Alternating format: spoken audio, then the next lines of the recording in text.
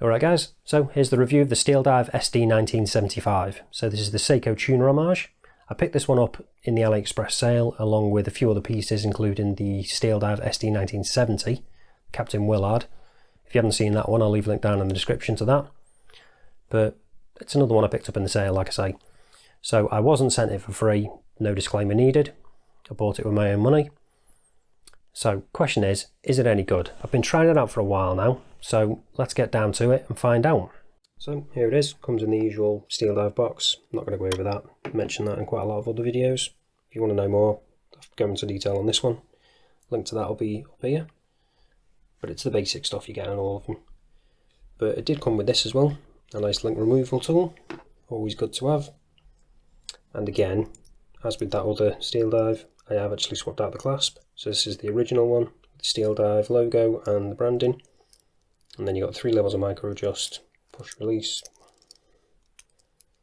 and then it's just a press clasp. So I've swapped it out for a milled one, but we'll get into that as we get onto the watch. And here's the watch itself. So get a zoom in on the dial, we'll talk about that. So you've got a fully printed dial, nothing applied. Got the Steeldive logo at the top, just below the 12, and then the Steeldive text below that. We've got Marine Master Professional 300 meter just above the 6. And then with the indices, as I said, they're just printed too, but we have actually got lume in the centre of them, so we'll be checking out the lume in a bit. I do like though that we've got a colour match date window at the 3 o'clock. So they actually do a few different versions of this. They have some quite interesting colours now. I think they have an orange and like a yellow and stuff. I'll probably leave pictures on screen. So if you don't want to get just the standard black one or blue, they do have some pretty out there colours. So as for the rest of it, we've got obviously the shroud because it's the Tuna style, and then these rivets, and then the semi-shrouded bezel. So the bezel is actually fully loomed. It's 120 click, and there's a tiny bit of play in it, but not much. And nice action on it, and it does line up nicely too, so no issues with that.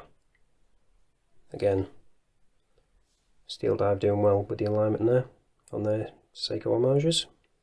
So when it comes to the bracelet, we've got an engineer style bracelet, but they do actually do a few different ones. They do rubber straps, and I think they do another bracelet option as well, but they are all the same price. So I'd recommend going with one of the bracelets, because you can always get a rubber strap quite cheaply, but bracelets, it's always a bit hard to try and get them to actually fit the watch.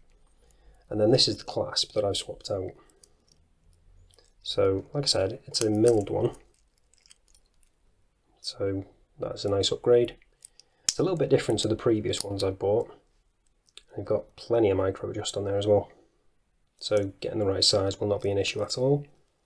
It's just a slightly nicer finished clasp than the previous ones. I'll leave the link down in the description if you want to check it out. I do recommend it. But they do only have the one size, I think it's 22mm, and that's all they do. So you can't obviously get it for another size. But if you've got a 22mm and you want a nice clasp, definitely recommend that one. So quickly check out the case back as well, forgot to show you that. So you've got all stainless steel, Steeldive automatic, NH35, that is 300 meters. And it is quite nicely done. I do quite like that logo. Some people don't, I know, but I don't mind it. So now let's test whether we've got sapphire crystal on this. Using the trusty diamond selector 2.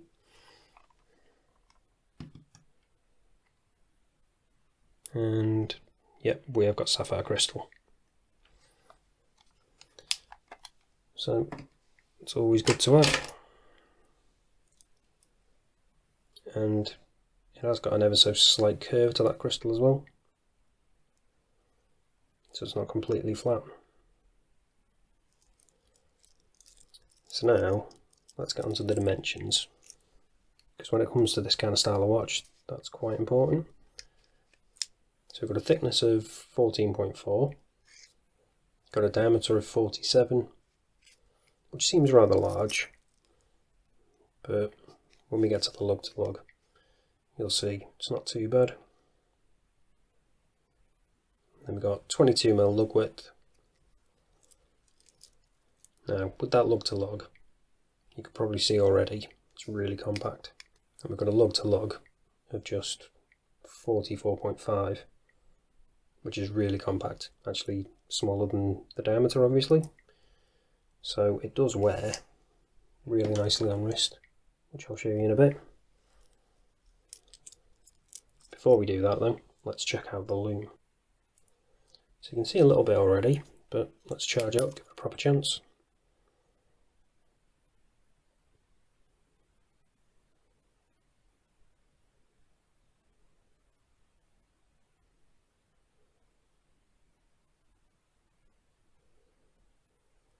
And there we go. So it is, again, as with the previous Steeldive I tried out, the loom is really, really good. Definitely punching above its weight when it comes to price. Again, we've got that two-tone, so the bezel is BGW9, whereas the indices and hands are C3. And again, similar to the other one, the loom on the indices does fade quicker than the hands. The hands last a decent amount of time, and then the bezel lasts just a little bit longer than that. So not ideal, but you don't really have to worry about the loom on this. It's really good. It'll last, obviously minus the indices, which will fade out, but that's not too big a deal as long as the hands are hanging in there. And they do.